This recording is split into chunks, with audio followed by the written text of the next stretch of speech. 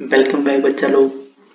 आज हम लोग पढ़ेंगे परफेक्ट कॉन्टिन्यूअस टेंस, यानी कि तीनों जो हमारे टाइम एंड टेंस दिए हैं, प्रेजेंट,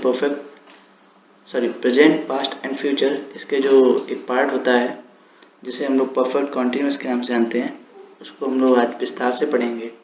तो आज का हमारा टॉपिक रहेगा टाइम एंड टेंस का पार्ट 6।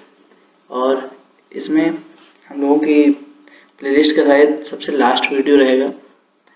अब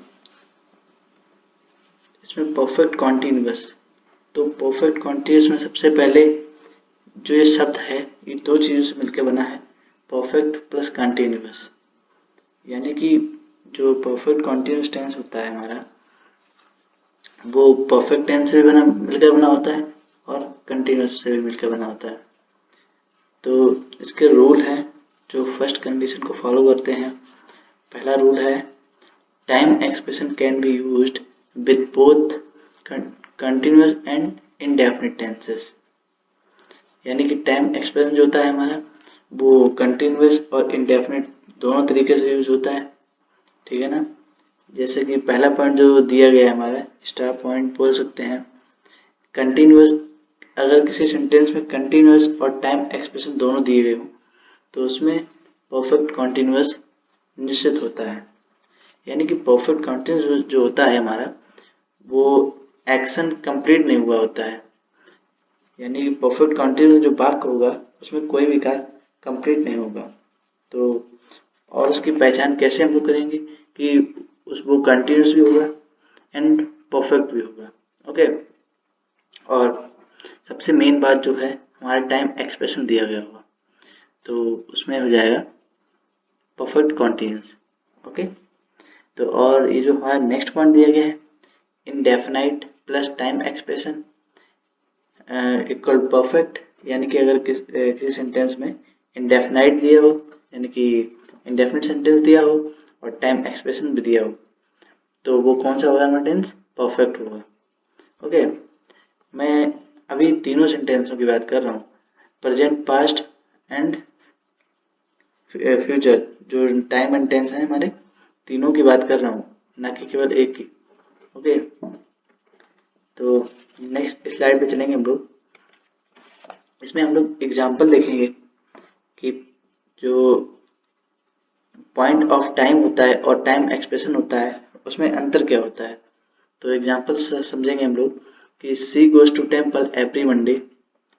तो इसमें हमारा पॉइंट ऑफ टाइम दिया गया है कि जो वह है प्रतिदिन मंदिर जाया करती है, तो उसमें प्रतिदिन हो जाएगा पॉइंट ऑफ टाइम। ओके। इसी प्रकार से नेक्स्ट सेंटेंस देंगे कि सी विजिटेड हर अंकल यस्टरडे।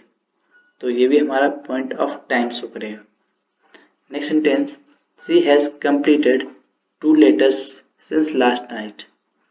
ये क्या होगा हमारा? Time expression. क्यों?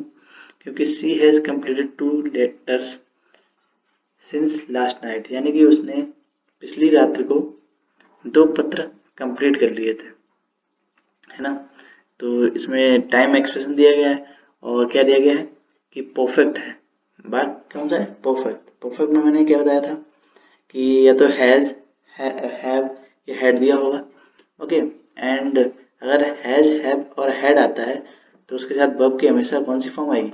थर्ड फॉर्म आएगी। इस बात को हमेशा नोट पॉइंट बना के लिख लीजिएगा। ओके। नेक्स्ट सेंटेंस तो देखेंगे हम लोग, she had been playing chess the whole day yesterday। Okay. अब हम लोग इस सेंटेंस में जरा गौर से देखते हैं कि हैड, सी हैड बीन, यानी कि मैंने बोला कि अगर हैड दिया होगा तो वर्ब की हमेशा थर्ड फॉर्म आएगी। अब आप लोग देख रहे होंगे कि प्लेइंग दिया गया है, इसमें तो आईएनजी फॉर्म आई है। इसमें हमारी जो वर्ब है, बी वर्ब है। कौन सी? B verb. बी माने होना, यानी कि जो बीन दिया गया है, ये बी का थर्ड फॉर्म दिया गया है। तो मैंने क्या बोला था, अगर हैज, हैव और हैड दिए हों तो उसके साथ हमेशा वर्ब की थर्ड फॉर्म आएगी। ओके। तो ये कौन सा सेंटेंस हो जाएगा हमारा? परफेक्ट, यानी कि क्योंकि हैड दिया गया है। और जब हम देखेंगे प्लेइंग दिया गया है, यानी कि कंटिन्यूस की भी बात हो रही है, तो परफेक्ट प्लस कंटिन्यूस मिलकर क्या बन जाएगा? Perfect continuous. ठीक है, समझ में आया बच्चों? The whole day study. Okay, तो ये क्या था?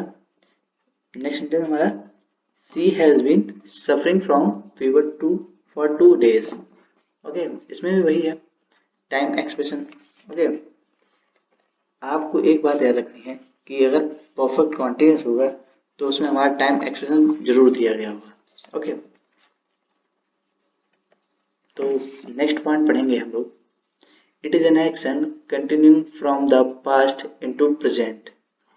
ओके, यानी कि ये जो एक्शन होता है हमारा, ये पास्ट से प्रेजेंट की ओर होता है। यानी कि जो कुछ साइन दिए गए हमारे, पहला दिया गया since, for, how long, whole, all, throughout, all long. ये जो साइन दिए गए हैं, ये अगर किसी सेंटेंस में आते हैं तो हमारे क्या शो करते हैं कि ये वाक्य हमारा कैसा होगा?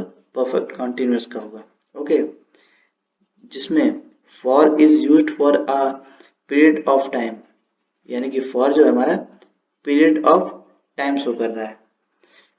द पास्ट टू प्रेजेंट, यानी कि जो पास्ट से प्रेजेंट की ओर जा रहा है। तो मैंने पहले ही आपको पॉइंट बता दिया, it is an action continue from the past into present. इसमें जो जितने भी वर्ड्स दिए गए होंगे उसका एक्शन पास्ट से प्रेजेंट में होता हुआ दिखेगा। ओके, और जो सेंस है हमारा, वो पर्टिकुलर पॉइंट को दर्शा रहा है, यानी कि पर्टिकुलर पॉइंट ऑफ टाइम हो गया इसमें सिंस। ओके, तो इसमें हम लोग क्या करेंगे? Perfect continuous. ओके, एग्जाम्पल से समझेंगे हम लोग, she had been completed 9 years since last week. Okay, तो इसमें सिंस आ गया है, तो हमारा कौन सा वर्क हो जाएगा? परफेक्ट कॉन्टिन्यूअस का। ओके, कौन सा परफेक्ट कॉन्टिन्यूअस होगा? हैड दिया गया है, तो हम लोग सोचेंगे हैड तो हमारा पास्ट में आता है ना, और प्रेजेंट में क्या आता है? Has and have. हैज कब आता है? जब हमारा सब्जेक्ट सिंगुलर होता है, यानी कि सी अगर सिंगुलर होगा तो सेकेंड वाक्य में देखेंगे तो हैज आया हुआ है, तो ये कौन सा हमारा वाक्य हो जाएगा? Present perfect continuous. ओके, तो पहले वाक्य में क्या दिया गया? She had been completed 9 years since last week. Okay, next, she has been suffering from black fungus for 2 years। Black fungus अभी बीमारी चल रही है ना, हाँ, तो इसे सभी को बच कर रहना है। ठीक है ना। नेक्स्ट वाक्य जो दिया है, Neena had not been eating nutrition food all day. Okay, तो ये हमारा कौन सा वाक्य हो जाएगा? Past perfect continuous. ओके, इसी तरीके से हम लोग जो टाइम है हमारा फ्यूचर परफेक्ट कॉन्टिन्यूअस, उसको भी बना सकते हैं। ओके, उसमें क्या होता है? Will have been. Okay, been जरूर आएगा। बीन क्यों आएगा? क्योंकि विल हैव यानी कि फ्यूचर परफेक्ट को दर्शाता है और कंटिन्यूअस भी होता है, तो परफेक्ट कैसे दर्शाएगा? अगर थर्ड फॉर्म हुई तो बी की थर्ड फॉर्म बीन। ओके, ऐसे आप कोई भी वाक्य बना सकते हैं। तो आज का वीडियो यहीं पे रखते हैं। एक मोटिवेशन स्पीक बहुत ज़्यादा बोलता है, लेकिन वह उड़ नहीं सकता, ज़्यादा ऊंचाई पे उड़ नहीं सकता, लेकिन एक ईगल जो होती है वो हमेशा साइलेंट रहती है, लेकिन उसके पास एबिलिटी होती है कि वो स्काई को टच कर सकती है। ओके, तो हमको कैसे रहना है? हम लोगों को शांत रह के सीधे अपना एग्जाम क्रैक करना है। ओके फ्रेंड्स, एक और हमने जो मोटिवेट पॉइंट दिया है, एक बुक है you can win, Shiv Khera sir की। ये book over 3 million copied sold हो चुकी हैं इन 16 लैंग्वेज में। उन्होंने एक बात बोली थी, winners don't do different things, कि जो विजेता होते हैं वो कुछ नया नहीं करते हैं या कुछ अलग नहीं करते हैं, दे डू थिंग्स डिफरेंटली, यानी कि वे अलग प्रकार से सोचते हैं, यानी कि उनका सोचने का नजरिया अलग होता है। तो हमको भी अपना नजरिया बदलना है। ओके, तो आज का वीडियो यहीं पर रखते हैं। तब तक के लिए Jai Hind, love you all, bye bye and take care.